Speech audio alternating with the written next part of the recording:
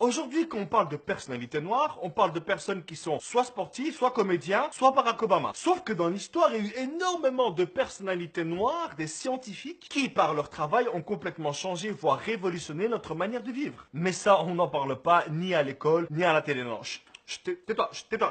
Aujourd'hui, grâce à l'aide et au travail de plusieurs personnes, j'ai décidé d'être ton prof d'histoire. Et je vais te donner un petit cours que tu n'auras peut-être jamais à l'école. La première personne qui a révolutionné le monde, c'est monsieur Lewis Latimer, l'inventeur du filament de carbone dans les ampoules. Et histoire de détruire tes nombreuses années d'études, non, ce n'est pas Edison qui a inventé l'ampoule, mais bien un monsieur qui s'appelle Joseph Swan. Il faut savoir que l'ampoule d'Edison, elle était pas top, elle était lourde, sa durée de vie c'était plus ou moins 30 heures. T'imagines toi changer une ampoule toutes les 30 heures? Là, on ne parle plus d'obsolescence programmée, mais bien de je t'emmerde programmé. Et en voyant ça, Lewis Latimer, il a décidé de remplacer le filament de papier d'Edison par du filament de carbone. Et c'est ainsi qu'il a éclairé notre vie. Oui. Aujourd'hui, je suis poète. Et c'est pas tout. Ce monsieur, évidemment inconnu des cours d'histoire, est quand même l'inventeur du système électrique parallèle. En français, ça veut dire qu'avant son invention, lorsqu'il y avait une ampoule qui pétait au salon, eh ben toutes les ampoules pétaient. Et là, Lewis, il s'est dit, ouais, mais là, c'est chiant, t'achètes une ampoule, il y a tout qui pète. Et donc, il a décidé de changer le circuit électrique. Et c'est ce grand monsieur qui a dirigé l'installation de la lumière électrique à Philadelphie et à Montréal. C'est aussi lui qui a dessiné le tout premier modèle de téléphone. Ce mec nous a pondu des ampoules électriques qui durent plus longtemps. Il a éclairé nos villes. Et il a participé à la maquette du tout premier téléphone. Et ça, évidemment, on ne va pas te l'apprendre en cours d'histoire. Pourquoi? Je sais pas.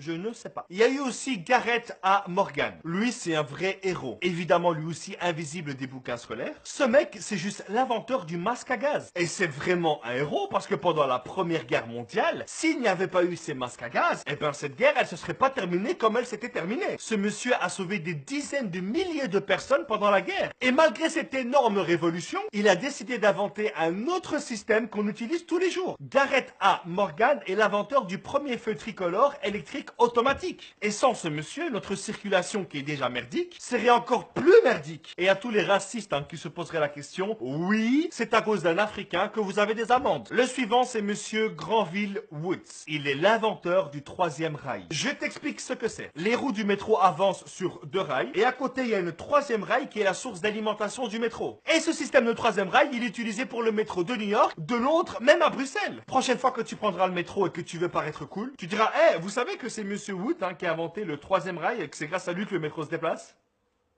Vous savez ou pas? Et évidemment qui arrive à ce moment-là, Thomas Edison encore. Dès qu'il a appris que Woods avait inventé le troisième rail, il lui a dit « regarde là-bas, il y a Joule !» Et encore une fois, il a été courir pour mettre le brevet à son nom. Ensuite, il y a Woods qui va au tribunal pour dire à Edison d'arrêter ses conneries. Et heureusement, il a gagné son procès. Et là, t'as Edison qui lui dit sans pression « dis-moi, ça te dirait de travailler pour moi ?» Et là, t'as Woods qui voit ce Thomas Edison qui a voulu lui voler et lui répond « je peux pas dire ça. » Je peux pas dire ça, il y a des enfants qui nous regardent. Et c'est aussi Granville Woods qui a gâché mes journées avec des séries de merde. Des séries où le son et l'image sont décalés d'une semaine. Des séries où lorsque ta maman les regarde, elle ne te reconnaît plus comme fils. Oui, mesdames et messieurs, Granville Woods est l'inventeur de l'antenne parabolique.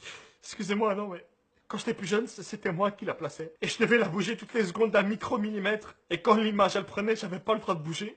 Parce que sinon, mon père, il me criait dessus. Le suivant, c'est un mec qui, sans lui, on n'aurait pas eu l'enfance magnifique qu'on a eue. On n'aurait pas eu les rêves qu'on a eus. Mesdames et messieurs, je vous présente Marc-Régis Hanna, a.k.a. le père de l'animation 3D. Il est le fondateur de la Silicon Graphic Incorporated. Oui, j'ai un anglais de merde. C'est une boîte qui conçoit des équipements informatiques pour créer des effets spéciaux. Des effets utilisés dans des films comme Jurassic Park, Aladdin, La Belle et la Bête. Même George Lucas, le patron de Star Wars, a utilisé ces machines pour le film Terminator 2. Marc-Régis Hanna, c'est notre père à tous. Durant la Deuxième Guerre mondiale, c'était la merde. Hitler avait pris la Pologne et la Grande-Bretagne se disait « Ouais, je crois que là c'est la fin les gars, on perd trop de sang, on va pas s'en sortir. » Et là, il y a un génie qui arrive, monsieur Charles Drum. Ce mec a mis en place le système fondamental pour extraire et conserver le plasma, pour pouvoir ensuite le donner aux soldats. Et sans le travail de ce monsieur, la fin de la Deuxième Guerre mondiale, comme on la connaît, elle se serait peut-être pas passée comme ça. Et résultat, il a inventé la première banque de sang de l'histoire de la Croix-Rouge américaine. La suivante, c'est une femme qui fait partie de toutes les personnes qui ont un téléphone